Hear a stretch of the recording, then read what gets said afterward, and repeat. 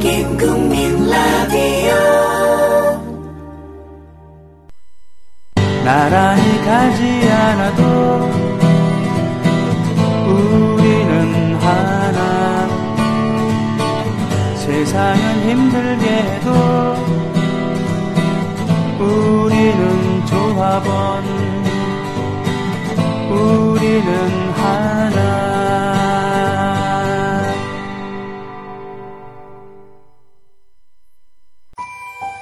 안녕하세요, 김장훈입니다. 이번에 세월호 유가족들의 목소리를 빌어서 금요일엔 돌아오렴이라는 책이 나왔습니다. 세월호 참사 300일이 지난 지금도 세월호는 아직도 침몰되어 있다는 생각을 갖고 있습니다. 진실은 영원히 그것이 밝혀질 때까지 함께 해야 한다고 생각하고, 여러분들이 정말 정의라는 글자가 마음속에 있다면 꼭 책 읽고 기억해 주시길 바라고, 저도 절대 지치지 않고 이 일이 해결될 때까지 영원히 함께 하겠습니다. 금요일엔 돌아오렴. 세월호 작가 기록단이 기록한 240일간의 세월호 유가족 인터뷰집. 함께 읽어주세요. 그들을 위해서, 우리를 위해서. 창비.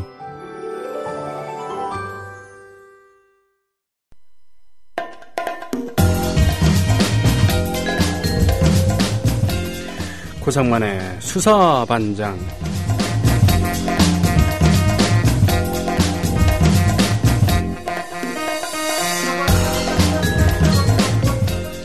혹시 권인숙이라는 이름을 들어보신 적이 있으신지요? 1980년대 중반에 전두환 정권의 포갑성이 극에 달하고 그 야만성이 백일화에 드러나면서 정권 유지가 힘들어진 그 무렵에 성희롱을 당했고 성폭행을 당했다고 주장하는, 그쵸? 취조 과정에서 그런 여학생, 여대생, 처음에는 권양이라고 소개됐었습니다만 과감하게 자기 이름을 밝히고 세상에 나와서 싸움을 시작한 권인숙. 예, 이를 최초로 알리고 공론화시킨 분, 이분이 고 조용래 변호사시죠. 예, 전태일 열사가 부진했을 때 가장 먼저 달려왔었던 서울 법대생 중에 하나였고요. 그리고 인권 변호사로 평생을 살다가 일찍 돌아가셨습니다. 예.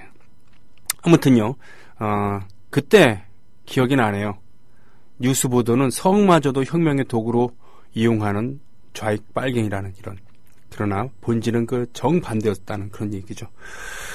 오늘 19금 타이틀을 가지고 방송을 시작하러 오신 우리의 수사반장 오셨습니다. 안녕하십니까, 고반장님? 예, 안녕하세요. 고상마입니다. 네, 오늘 앞에 빨갛게 19금이라고 쳐갖고 저한테 제목을 보내주셨는데요. 네. 예, 그래서 한 청년 96년 한 청년 여대생 성추행 사건이라고 얘기를 해주셨습니다. 네. 이제 고상만의 수사반장은 네. 예, 그동안 고통스럽지만 늘 우리가 돌아봐야 할 어떤 사건에 대해서 줄기차게 이제 이야기하는 방송이잖아요. 근데 이제 지금 방금 형님 말씀하셨던 것처럼 오늘 준비한 이 방송 내용은 사실 여러 차례 이제 고심과 주저를 했던 사안이긴 한데. 그럼에도 불구하고, 우리가 이 이야기 해야 되겠다라고 생각해서 이 말을 준비했습니다. 그러게요. 사실은 네. 이 테마에 대해서 네. 제가 들은 적도 있었습니다만, 네. 하필이면 그때가 이제 설 연휴를 앞두고 있던다던가, 네, 뭐 이래서, 이때는 좀 곤란하지 않겠는가. 네, 가족들이 듣기에 좀 부적절하기 때문에. 네, 그렇기도 하고, 그래도 명절인데, 명절은 훈훈한 얘기 하자 그래서, 그렇죠. 어느 가족에 대한 이야기, 테마 얘기를 했었습니다만, 네. 네. 이걸 준비하면서 사실은 이제 듣는 분들에게는 재미나 흥미를 드리기 위해서 이거를 준비하는 게 아니냐. 누군가의 고통스럽고 아픈 이야기들이 그렇게 들릴까봐 사실은 더 주저했던 게 바로 이 사안인데요. 그렇지만 우리가 지금 이 이야기를 왜 해야 되는가? 늘 얘기하는 거지만요. 네, 과연 그때로부터 지금은 얼마나 좋아졌는지를 생각해보는. 그래서 지금으로부터 이제 96년이니까 약 19년 전 사건이긴 하죠. 네. 그런데 과연 그때로부터 지금은 얼마나 좋아졌는가. 그걸 관점으로 해서 이야기를 들으셨으면 좋겠습니다. 아마 많은 분들에게 이제 이 사건이 기억에 남는지 모르겠는데 혹시 기억나시나요? 혹시 이런 논란이 있었다는 거? 어렴풋이 기억나고요. 네. 이게 별로 이렇게 찻잔 속에 마치 찻잔 속의 태풍처럼 잠깐 얘기되다가 그렇죠. 많은 분들한테 정확히 많이 왜냐하면 알려지잖아요. 그때 그 연세대 한총련 네. 출범식을 김영삼 정부가 네. 의외로 강경 진압하고 불법 단체를 규정하고 폭력적으로 진압하면서 모든 이슈가 묻혀버렸어요. 그렇죠. 네. 그래서 이제 이 이야기를 꼭 전해야 될 어떤 사건에 대해서 이야기를 하기 위해서 준비를 했습니다. 네. 예. 오늘 방송의 핵심 주제는 이겁니다. 여대생을 성추행했다 이게 아니고요. 네. 예. 국가 공권력에 의한 여성 성추행, 그 끔찍한 야만에 대한 이야기를 하려고 하는 건데요. 네. 방송 중에 미리 사전에 좀 양해를 구해야 될 게 때론 직설적이고 심한 표현이 좀 있습니다. 네. 그래서 이제 오늘 제목이 특이하게 19금 96년 한총련 여대생 성추행 그 끔찍한 전말이 네. 이제 오늘 제목인데요. 네. 그 당시에 있었던 사실을 기초해서 전달하려는 목적이기 때문에 청취자분들에게 일부 양해를 구하도록 하겠습니다. 네. 그러나 꼭 들어야 될 어떤 사건이기 때문에 기록에 기초해서 있는 그대로를 말씀드리겠습니다. 네. 1996년 10월 9일입니다. 네. 당시 국회 내무위원회에 국정감사가 있었는데요. 이날 국정감사 대상은 서울경찰청이었습니다. 이날 개최된 서울경찰청 그 국정감사 회의실에서는 야당의 한 여성 국회의원이 하는 질의 내용을 두고 큰 파문이 일었습니다. 당시 여당 어딘지 아시죠? 당시의 여당. 그 지금의 당시에는 새누리당의 이름이 전신. 신한국당이었나요? 예, 예. 신한국당이었죠. 네. 그 다음에 한나라당이 됐던 거고. 그렇죠. 그다음에 신한국당의 새누리당이 저는 된 민자당이었고, 예, 민자당의 저는 민정당이었고. 그렇죠. 하여간 제 자기들 이름 다 마음에 안 들지 않습니까? 이름 자체는 좋은 이름들인데 신한국당. 아주, 단어들이 아주 못 쓰게 돼버렸어요. 네. 신한국당 이거 만들었을 때가 기억이 나요. 신한국당이라고 우리 네. 신한국이 아니라 네, 네. 그런 얘기도 했었는데 하여간 신한국당 남성 국회의원들 이제 국회의원이 지금도 마찬가지로 남자가 절대 다수지만 그때는 뭐 더 그랬죠. 당시에 여당이었던 신한국당 남성 국회의원들이 이 질의하는 초선의 여성 야당 의원의 입에서 차마 입에 담을 수 없는 단어와 표현으로 국회의원의 품위를 손상시켰다고 하면서 네. 더 이상 듣고 앉아 있을 수 없다고 전부 일어나 집단 퇴장하는 파문이나 있었습니다. 네. 그 파문을 일으켰던 질의의원 누구였냐? 당시 새정치 국민회의 추미애 국회의원입니다. 지금도 현재 국회의원 하고 있죠. 예, 하지만 96년 그 당시엔 초선 의원 정도 됐겠네요. 초선 의원이었습니다. 네. 당시에 대구 출신의 판사였던 아주 아주 참신했었다. 그때 당시에 야당에 그 판사 출신의 이런 그 대구 게다가 대구 출신. 이런 사람이 입당하는 건 굉장히 보기 드문 일인데 네. 당시 김대중 대통령, 당시 김대중 총재죠. 그분의 이제 특별한 공을 들여서 영입한 아주 우수한 엘리트 인재였던 거죠. 그럼요. 예, 네. 그게 이제 DJ의 위대한 점이 있는 건데, 네. 예, 한간에서는 그랬죠. 어따 대고 대구 출신이 거기 입당한 죄송합니다. 네, 그렇죠. 죄송합니다. 하여간 굉장히 파격적이었는데 하여간 그 추미애 의원이 당시에 서울경찰청 국정감사장에서 질의한 내용 네. 더 이상 앉아 있을 수 없다며 국회의원 품위 손상 운운하면서 일어나서 나갔을 때 무슨 질의를 했는지 그 속기록에 담겨져 있는 내용의 일부를 그대로 읽어드리도록 하겠습니다. 네. 추미애 국회의원의 질의 내용입니다. 한 여학생의 이야기입니다. 정경들이 우리 건물에 대고 소리쳤습니다. 야, 이 씨발년들아. 니네 위안부 노릇하려고 왔냐. 이런 식으로 맨날 소리 지르고 그랬습니다. 연행되는 날 돌 한 번 던진 애들한테 한 번씩 빨아줬냐. 이런 얘기를 했습니다. 이게 당시에 추미애 의원이 이제 국정감사장에서 피해 여학생의 사례를 증언하는 내용인데 계속 이어집니다. 한 전경은 옆에 있는 애한테 배고프지 않냐? 나가면 밥 사주겠다. 전경이 이제 여학생한테 이렇게 얘기하면서 밥을 사준다고 그런 다음에 여자애가 가만히 있으니까 자기 혼자 그 애를 때리면서 웃더니 내가 밥 사줄 테니까 내 것도 빨아줄래 라고 이야기하니까 그 애가 울게 되었습니다. 그랬더니 그 애를 곤봉으로 때리고 그 옆에 있던 선배 같은 사람이, 그러니까 대학생 선배가 여대생을 전경이 괴롭히고 하는 걸 보고 참다 못해서 제발 그러지 마세요라고 소리쳤는데 그 소리친 애를 헬멧 같은 것으로 찍고 그런 식으로 욕설이 계속되었습니다. 또 한 여학생의 이야기입니다. 화장실 가는 것도 허용을 해주지 않았습니다. 생리대가 부족해서 생리가 새서 바지에 다 묻었는데도 그것을 보며 낄낄거리면서 경찰이 웃었고 짐승을 구경하듯이 했습니다. 그 여학생은 지금 폭력에 대한 대책이 빨리 세워져야 된다고 밤마다 악몽을 꾸면서 생각하고 있습니다. 또 한 여학생의 이야기입니다. 허벅지와 어깨 등을 많이 맞았습니다. 머리채도 쥐어 뜯겼습니다. 심지어는 경찰이 자신에게 침도 뱉고 욕설도 많이 했는데 흔히 듣는 쌍년 따위의 욕이 아니라 족같은 년들이라고 하면서 여성의 신체를 드러내는 욕설을 많이 퍼부었습니다. 예. 또 다른 여학생의 이야기입니다. 전경이 계속해서 이렇게 욕을 했습니다. 너희는 북한에 가서 김일성 기쁨조나 하거라 이 씨발년들아. 그년들 털 참 많게 생겼다. 그리고 어떤 형사는 가까이 다가와서 이렇게 이야기했다고 합니다. 이 형사 오늘 밤 수청들게 한 년 골라보지. 그래 계속 맞으면서 머리나 다리 쪽을 많이 맞았고 어깨도 맞았습니다. 발길질 등을 셀 수 없이 많이 당했고 한두 대 정도가 아닌 연속해서 그 맞은 횟수를 셀 수도 없었다고 합니다. 주변의 학우들이 따귀를 맞아서 분위기가 굉장히 위협적이었고 말 한마디 잘못해도 계속 맞고 욕 듣고 그렇게 공포 분위기로 계속 이어졌다고 합니다. 한 학생은 이렇게 이야기했습니다. 전쟁터에서의 포로만도 못한 대우를 받았다고 말입니다. 전경들 자기들끼리도 삼청교육대와 다름없다고 낄낄대면서 좋아했습니다. 사람을 사람처럼 다루지 않고 개 다루듯 했습니다. 전쟁터에서 포로를 잡은 것과 같은 취급을 했습니다. 여학생들은 언어폭력을 당했습니다. 수시로 28년들아 이 창녀만도 못한 년아 너 몇 놈하고 잤니 이렇게 말했고 남학생들에 대해서는 너는 몇 년하고 해봤느냐 그런 식으로 이야기를 했습니다. 그리고 유치장에 가서도 너희들은 개만도 못한 애들이다 이렇게 수시로 언어폭력을 휘둘렀습니다.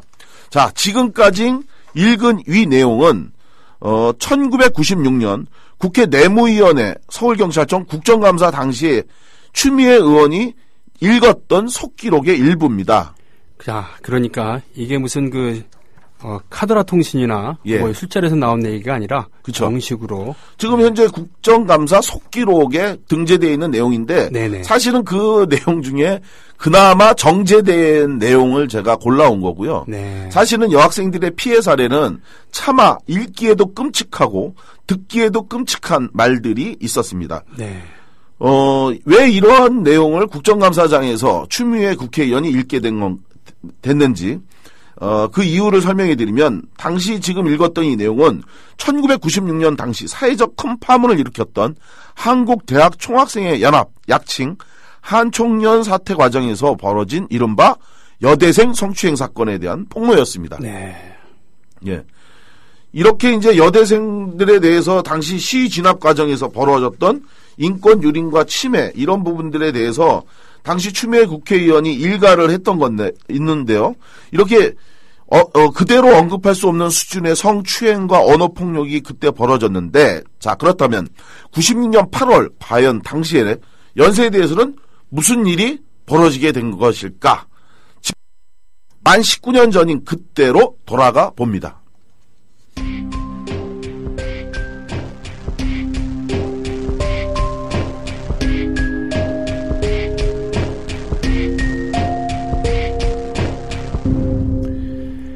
예, 벌써부터 이게 마음이 불편해진다라는 이런 의견이 게시판에 올라와주고 있습니다만, 약간 좀 마음을 추스리시고요. 이렇게 이다지도 이렇게 좀 괴로울 때가 있습니다. 진실을 마주한다는 것이. 예. 96년 8월 달의 이야기입니다. 예, 말씀해 주십시오. 예, 96년 8월 12일, 지금부터 19년 전으로 돌아가 보는데요. 당시 서울 연세대학교에서는 아마 많은 분들 기억하실 거예요. 이 방송 듣는 분들 중에서도 이 원고 작성하면서도 제가 생각해 봤는데 아마 당시 한총련, 요 연세대 범청학년 행사에 참여했던 분이 아마 있지 않을까, 추측이 되거든요. 예, 그럴 개연성이 충분히 있죠. 아, 그렇죠. 네, 그래서 네. 그분들도 아마 지금 제가 하는 이야기에 대한 악몽, 기억, 이런 정말 슬픈 기억들이 많이 떠오르지 않을까 이런 생각이 들었는데, 자, 이때 8월 15일 광복절을 맞이해서 당시 이제 대학생들이 해마다 통일 관련 집회를 해왔죠. 그렇죠. 그런데 아까 말씀하셨던 것처럼 우리 형님 말씀하셨던 것처럼 이때 경찰 등 공권력의 대응이 좀 달랐습니다. 네.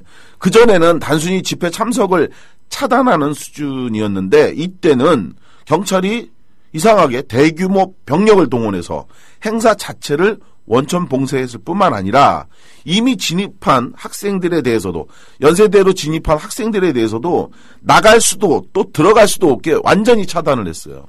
그러니까 이게 그 통일 관련 행사가 그 88년부터 사실은 그렇죠. 시작이 되었는데 예. 88년에 그 노태우 정권 출범한 다음입니다.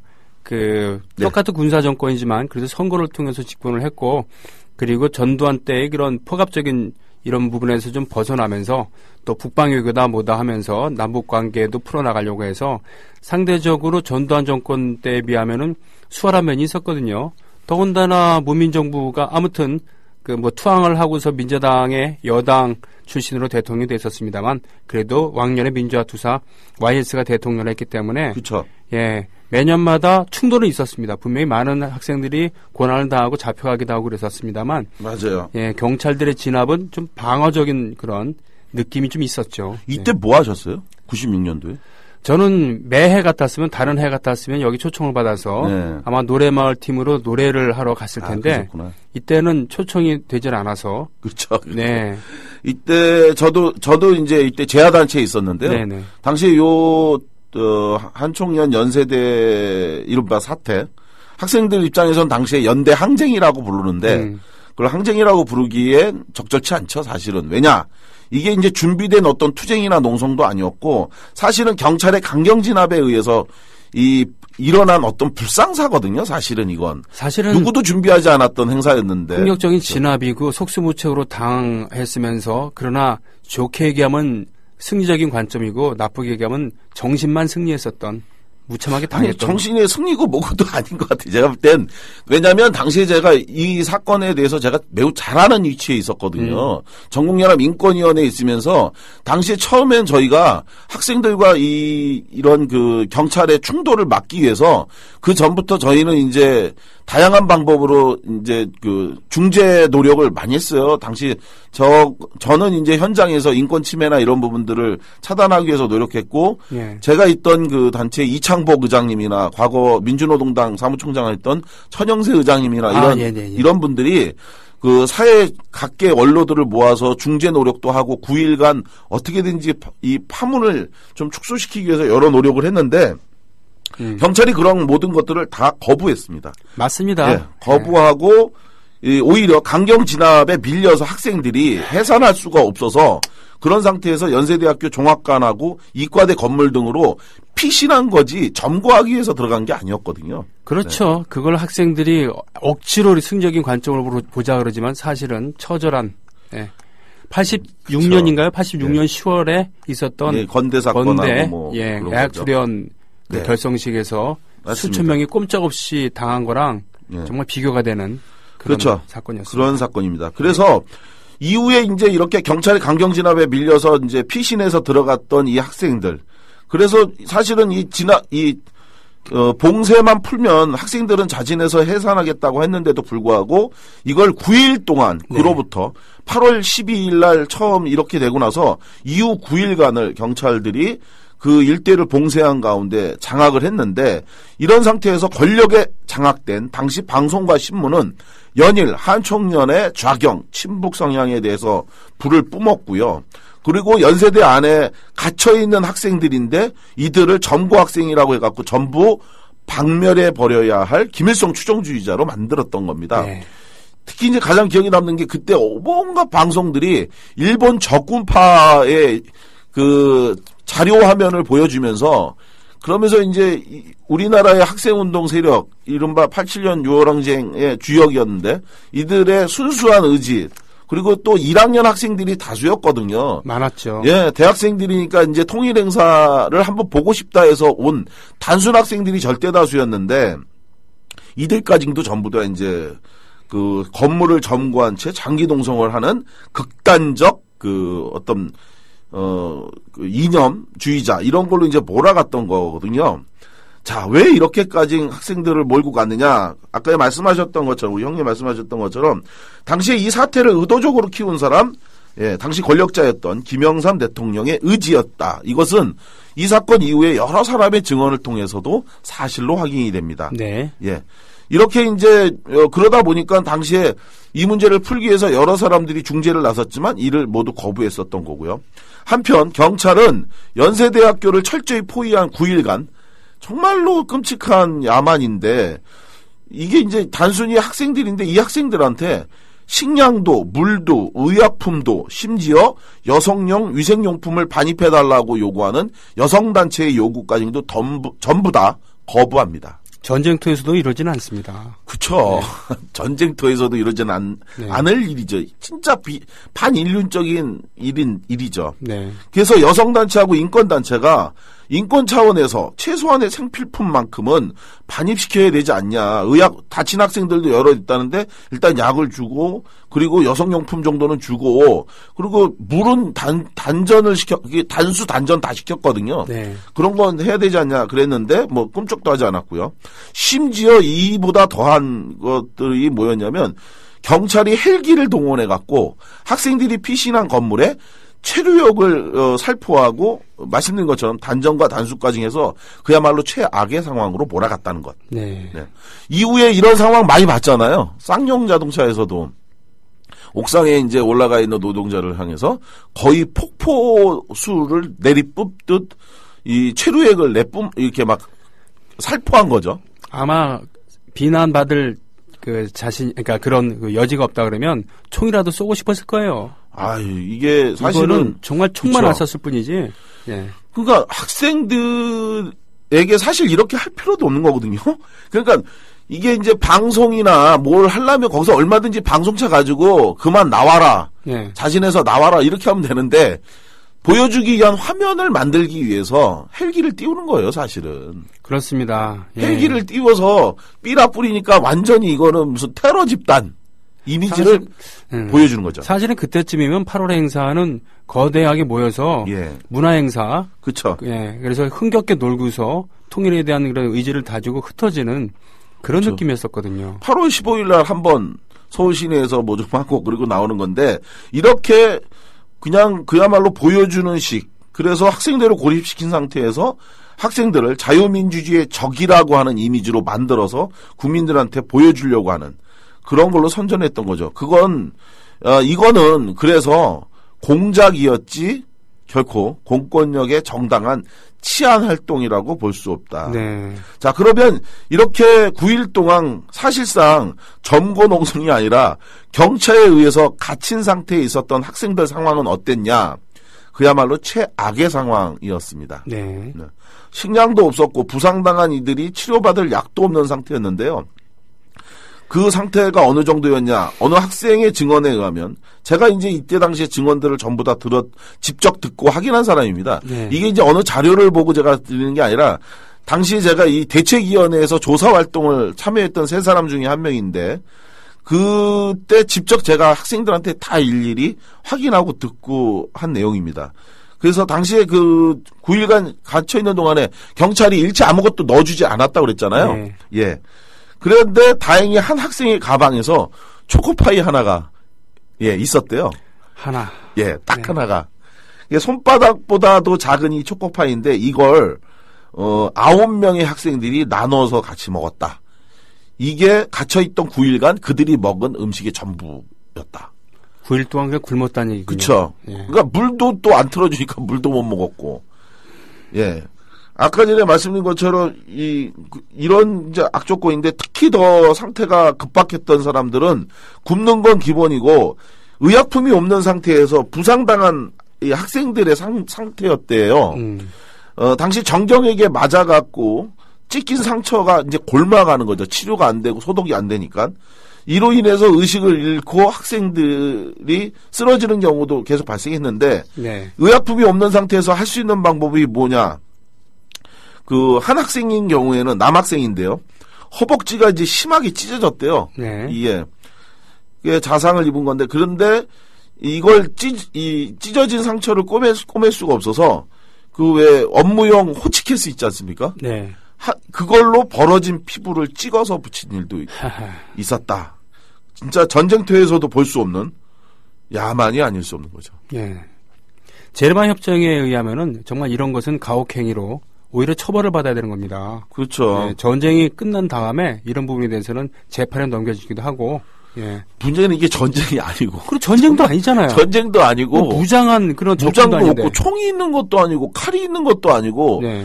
그냥 거기 현장에서 이제 이 학생들이 자구용으로 이제 쇠파이프하고 강목하고 이런 것들을 들고는 있었지만. 그것도 뭐. 사실 경찰들 입장에선 그거 우스운 거거든요. 그리고 그 사수대라고 하는 예. 그런 학생들 들고 있는 그런 쇠파이프나 강목 같은 경우는 일부만 들고 있는 겁니다. 쉽게 얘기한다면은. 그렇죠. 다 들고 있는 게 아니라 안전조치죠. 그렇죠. 예.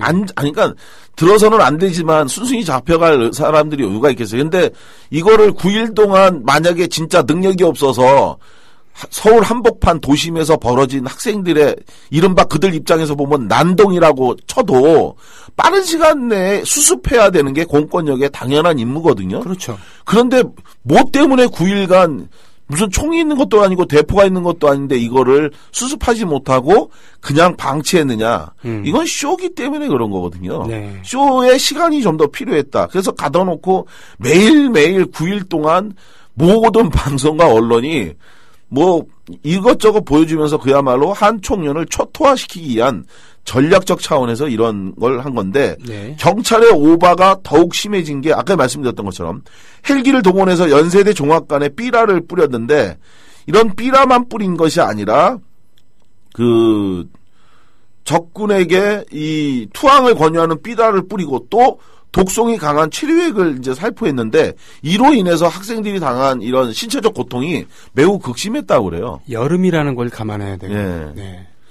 땀이 때문에 그쵸. 이제 힘들어 죽겠는데 예. 여기에 최루탄 분말까지 끼얹어지면은 체류액. 체류액. 그러니까 가루가 아니라 액. 예, 씻지도 못하고 이게 얼마나 독성이 강하냐면 피부가 부풀어 오르죠. 이게 칙칙이라고 아세요? 네네네. 요즘 이제 전경들이 예전에는 이제 이 가루분말 SY44를 이제 이게, 쏘거나 예. 아니면 사과탄을 던지거나 했었죠. 네. 아니면 이제 다연발탄이라고 해서 속칭 지랄탄. 네. 그 진짜 많이 맞았습니다. 아이고. 그거 정말 독하기 이를 데 없는데 이게 물로 만들어진 거예요. 이게 이제 이 자꾸 가루분말로 쏘니까 그 일대의 사람들이 전부 다 죽겠다 막 이런 거 민원도 나오고 항의도 나오니까 그러니까 이거를 물로 쏴서 당사자들이 이제 맞는데 이 체류액이 얼마나 강하냐면 맞으면 쓰리거나 아프거나 이런 게 아니라 이 수포 심한 물집 등 그렇죠. 수포가 발생해요. 그렇습니다. 근데 이거를 조금만 맞아도 수포가 생겨서 물집이 생겨갖고 이게 이제 터지고 쓰라리고 막 이런데 이걸 폭포물처럼 위에서 드럼통으로 쏟아 부은 게 당시에 경찰이 진압으로 사용한 건데 지금 게시판에 예, 바로 이거. 이런 느낌입니다. 네, 그 완전히 폭포 그냥 예, 쌍용차 그죠. 진압할 때 이렇게 이런 방식으로 뿌리니까 맞는 사람은 온몸이 그야말로 흠뻑 젖는데 이런 경우에 생기는 이 수포가 온몸에 발생하는데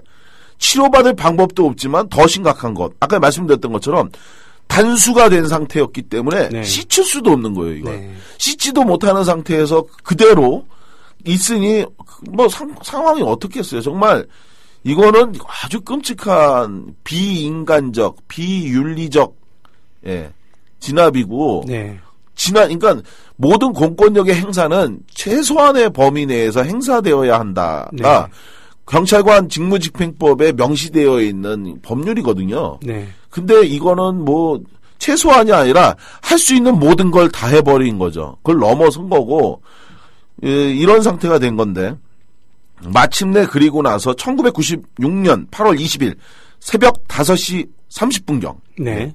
공포와 굶주림 속에 사태가 9일째를 맞이하던 아침이었는데요. 마침내 경찰이 대규모 진압병력을 연대 안에 투입시켰습니다. 그리고 그곳에서 자신들이 몰아넣었던 학생 5,899명을 모두 연행합니다. 예, 엄청나게 많은 숫자죠. 이른바 한총련 연세대 사태가 막을 내린 건데요. 그 검찰은 연행한 학생 중 3,735명을 사법 처리합니다. 예. 이거. 일망타진해 버렸어요. 엄청나네요. 엄청납니다. 그쵸. 3천 몇 명을 사법 처리한다는 것은. 그렇죠. 예. 3,735명. 그러니까 과연 학생들을 상대로 그것도 고작 이제 대학교 1학년이 갓 된 학생들을 상대로 이렇게 전쟁을 치르고 그리고 그렇게 해서 연행해서 모두 전과자로 만든 것. 과연 이게 올바른 것인지 묻지 않을 수 없고요. 네. 그런데 여기서 더 놀라운 사실 따로 있었습니다. 바로 이런 9일간에 있었던 모든 것들, 이런 것들이 사실은 저희가 이건 좀 심각한 문제가 많지 않냐, 인권 유린 침해가 많지 않냐 해서 당시에 제가 있었던 전국연합 인권위원회를 비롯해서 민변이라든지 육아협, 또 민가협, 그리고 NCC 인권위원회, 불교인권위원회 등이 우리나라 인권단체의 대표적 단체들이 모여서 만든 기구가 연대기구가 한국인권단체협의회라고 있었거든요. 네.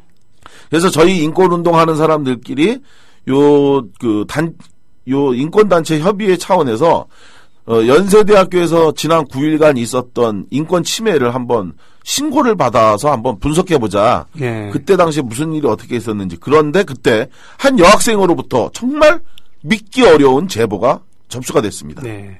자, 내용의 요지는 이랬습니다.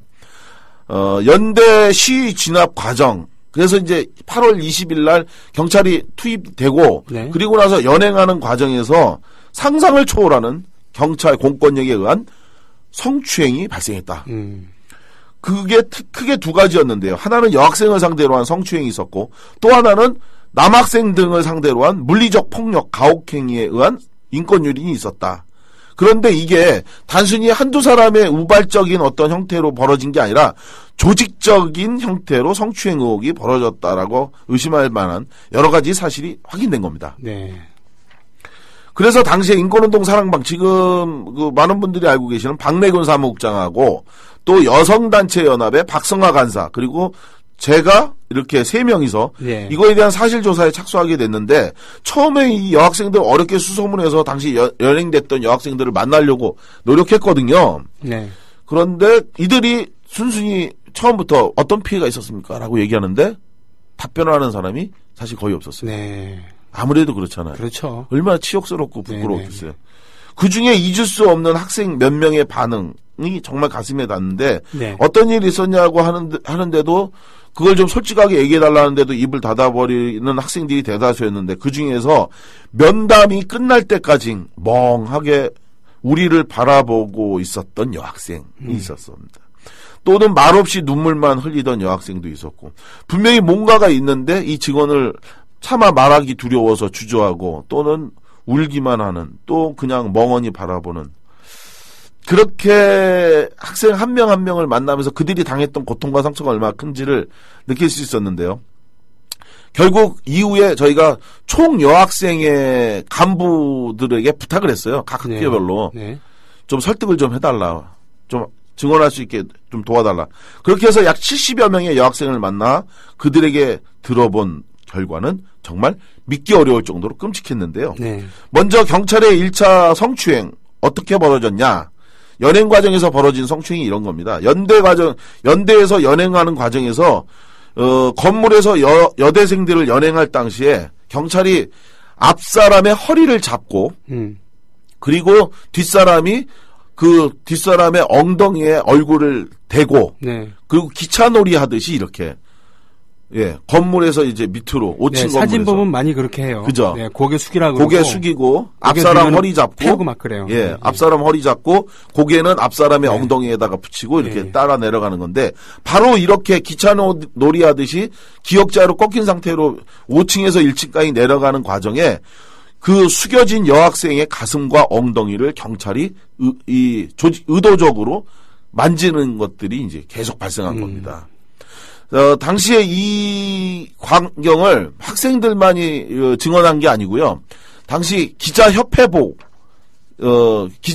네. 소속에 있었던 한 기자가 이걸 그 기자협회보에 기고하기도 해요. 자기가 실제로 봤다. 네. 경찰들이 여학생들의 가슴과 엉덩이를 만지는 걸 보고 자기가 그걸 보고 화가 나갖고 막 따졌대요, 현장에서.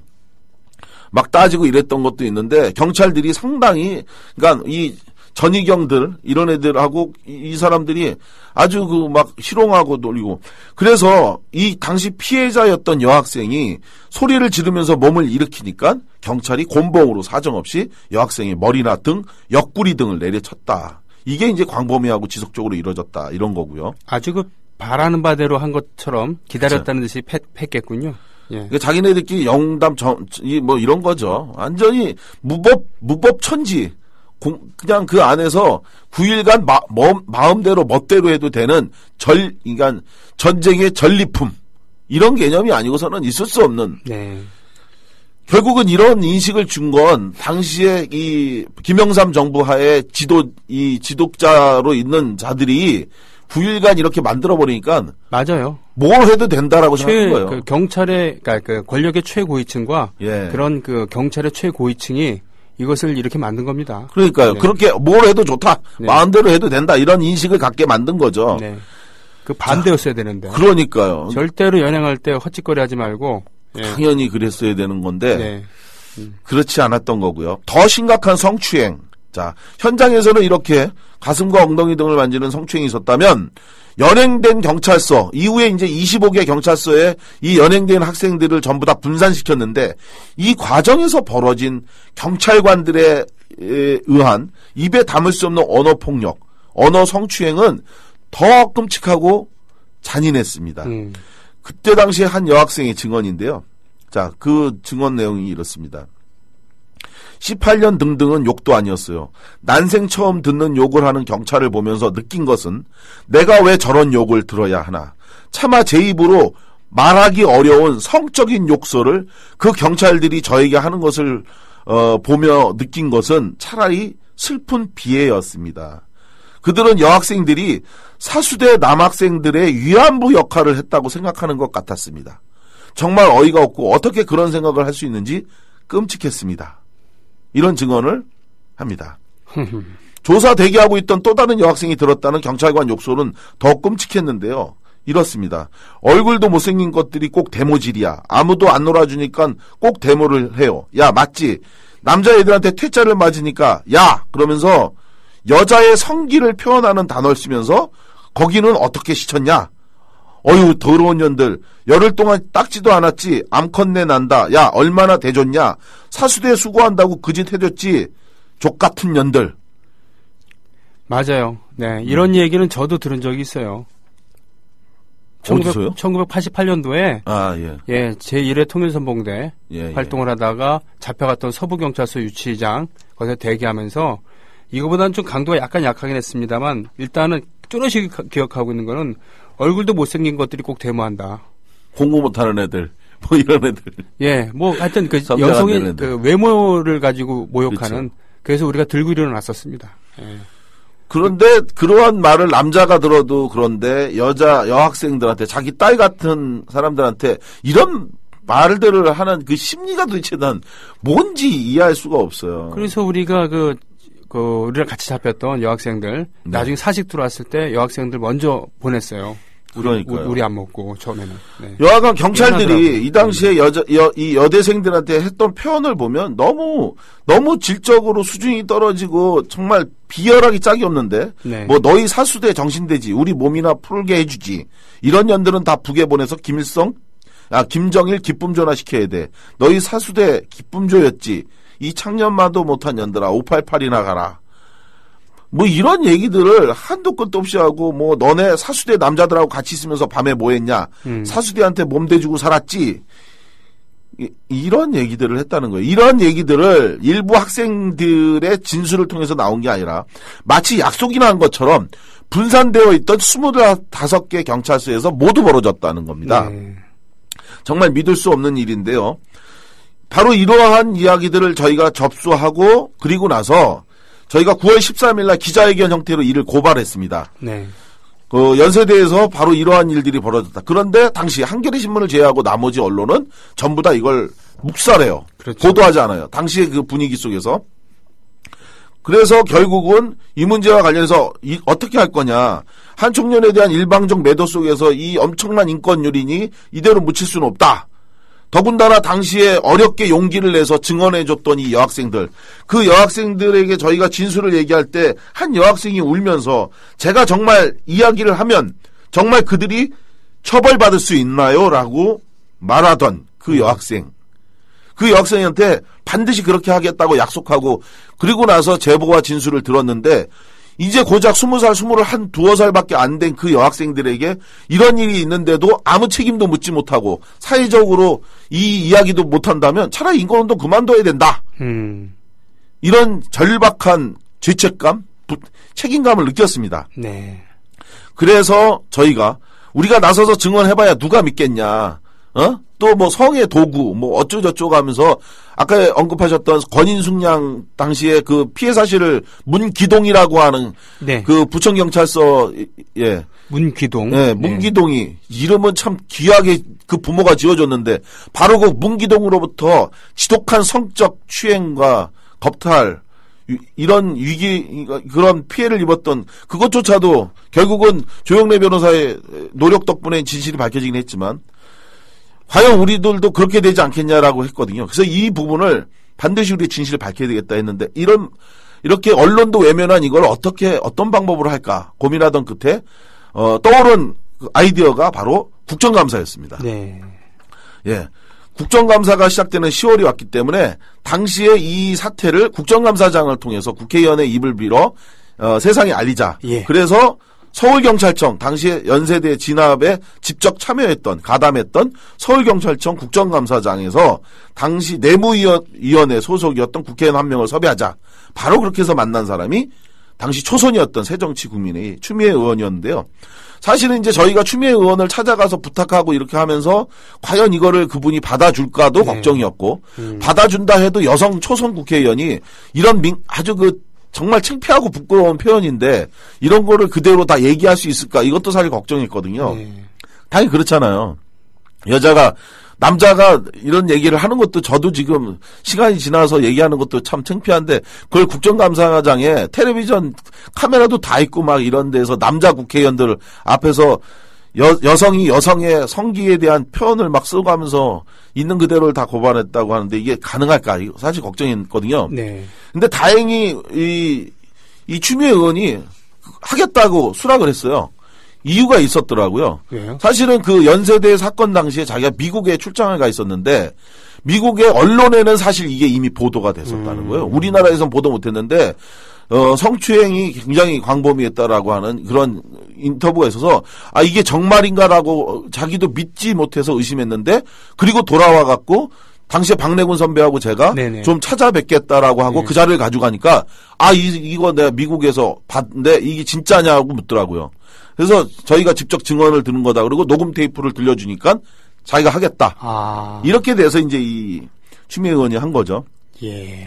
자, 추미애 의원이 그야말로 이때 당시에 이런저런 걱정이 많았는데 우리의 우려를 완전히 빗나갈 정도로 정말 용기 있고 담대하게 판사 출신이다 보니까 또 아무래도 그런 법정에서 이런 그 어떤 강간 사건 이런 거 하면서 또 아무래도 좀 언급한 부분이 있어서 좀 더 자연스러웠던 것도 있는 것 같아요. 그래도 이 추다르크라는 이름 별명이 진짜 그냥 한때 얻어진 게 엄청난 아니었군요. 인기였죠. 네. 하여간 이 추미애 의원이 그야말로 삼국지의 여포가 적진을 휩쓸듯 두려움 없이 국정감사장에서 진실을 이야기하는데요. 그러자 난리가 난 것, 이 추악한 전모가 드러난 서울경찰청 그리고 이를 옹호해야 할 당시 여당이었던 신한국당 소속 남자 국회의원이었죠. 이 사람들 질의가 이제 계속되니까 이 당황한 거예요. 그래가지고 당시 내무위원회 위원장한테 당장 질의를 멈추게 하라고 막 항의하고 막 난리를 쳤습니다. 그런데 법으로 보장된 질의 시간을 누가 막을 수 있어요? 못하지. 그렇죠. 그 시간에 뭔 얘기를 하든지. 그러니까 결국은 이들이 한 말이 그거였습니다. 더 이상 듣고 앉아 있을 수가 없다 하면서 집단 체장하면서 추미애 의원한테 국회의원으로서 품위를 지키라고 막 일갈하는 장면이 이 텔레비전에 보도가 되기도 했었습니다. 네. 당시에.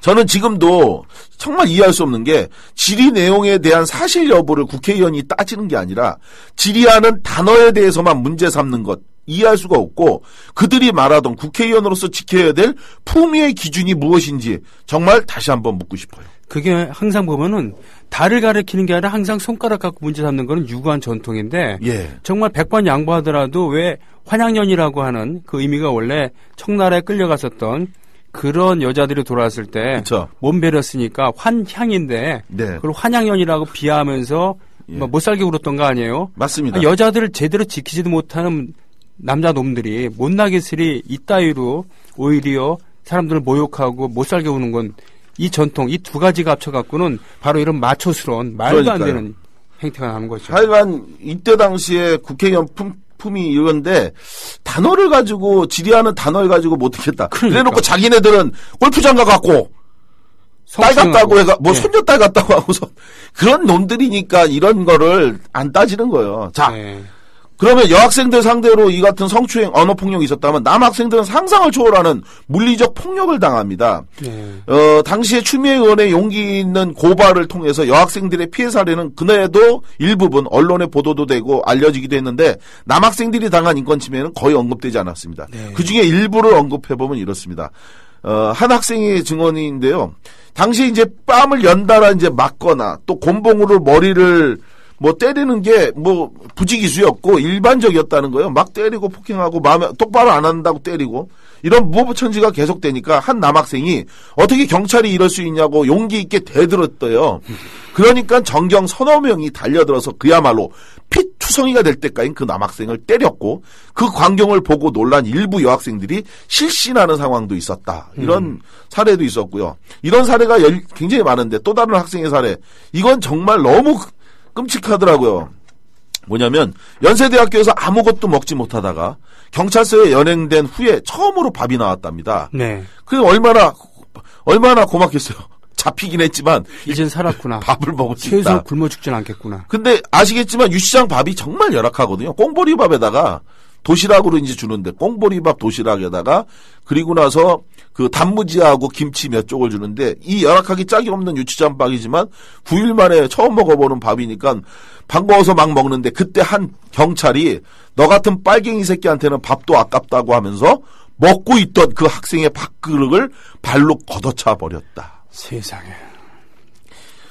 아, 이게 정말 이때 무슨 일이 있었던 건지 전 들으면서도 믿을 수가 없더라고요. 관타나모 수용소에 네. 이라크 수감자들 학대하는 미군을 욕할 게 아니에요.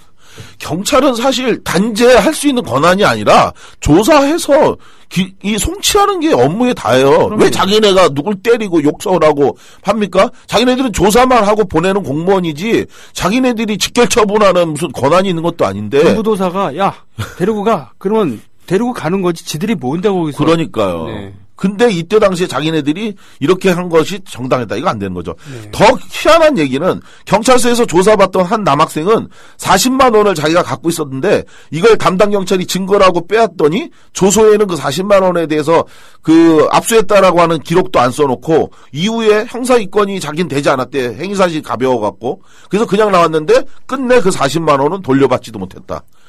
절도잖아요. 예, 정말 웃기는 일이죠. 그죠?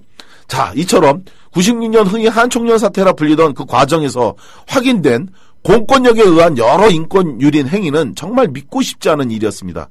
그런데 이러한 어려운 사례를 용기 있게 증언해줬던 당시 70여 명의 여학생 모두에게 진심으로 고맙고요. 특히 자신의 신분을 이후 공개적으로 밝혀야 되는 이 경찰이나 이쪽에서 계속 책임을 회피해서 저희가 실명으로 7명의 여학생 명의로 고소장을 제출하고 민사상 소송도 냈는데 네. 결국 그로부터 이 96년도 이때 당시에 냈는데 97년도 3월에 제대로 수사도 하지 않고 모두 무혐의 처분을 검찰이 내렸던 참 못된 놈들이죠. 유구한 전통이에요. 그러니까요. 네, 일제시대부터. 여하간 그때 당시에 실명으로 고소장이 제출해줬던 7명의 여학생들에게 이 방송 듣고 있다면 진심으로 고맙다는 말 뒤늦게라도 합니다. 그리고 이들의 노력에도 불구하고 끝내 이들 범법행위자들, 경찰청장과 현장 지휘관들 처벌하지 못하고 단죄하지 못한 우리 인권운동의 부족한 한계에 대해서도 미안하다는 말씀을 꼭 덧붙이고 싶습니다. 부디 공권력에 의한 추악한 성추행과 폭력의 악몽을 딛고 그 피해자분들이 다시 힘차게 살아가시기를 기대하고요. 우리는 끝까지 지켜볼 것입니다. 대다수 경찰관들이 올바른 공무 수행을 위해 노력하고 있지만 일부 그릇된 행위를 반복하는 경찰관들의 추악한 행태, 이건 끝까지 따지고 항의하겠습니다. 역사는 기억하는 이들이 승리자인데요. 잠시 권력을 가지고 횡포를 저지를 수 있지만 결국 승리자는 정의로운 사람들의 몫입니다. 기억한다면 결국 우리가 승리자가 되는 이유입니다. 경찰은 지금이라도 피해 여학생에게 반드시 사과해야 합니다. 그리고 다시는 이러한 공권력에 의한 야만이 반복되지 않도록 경찰청장은 모든 경찰관들을 제대로 교육시켜야 합니다. 우리는 기억할 것입니다. 고맙습니다. 고맙습니다.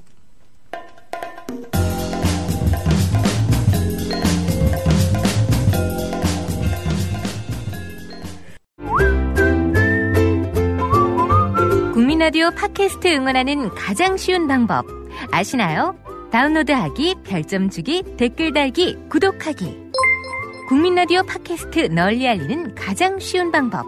다운로드하기, 별점 주기, 댓글 달기, 구독하기. 기억하세요. 다운로드하기, 별점 주기, 댓글 달기, 구독하기.